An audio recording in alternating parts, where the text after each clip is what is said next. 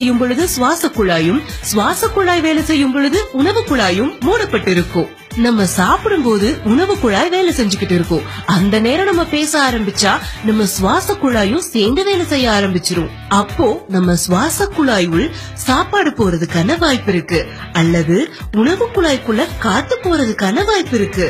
இது ரெண்டுல எது நடந்தாலும் கண்டிப்பா நமக்கு பொறையேறும், மூச்சு விட தடுமாறுவோம். அதனாலதான் சாப்பிடும் போது பேசக்கூடாதுன்னு நம்ம பெரியவங்க சொல்லி வச்சாங்க.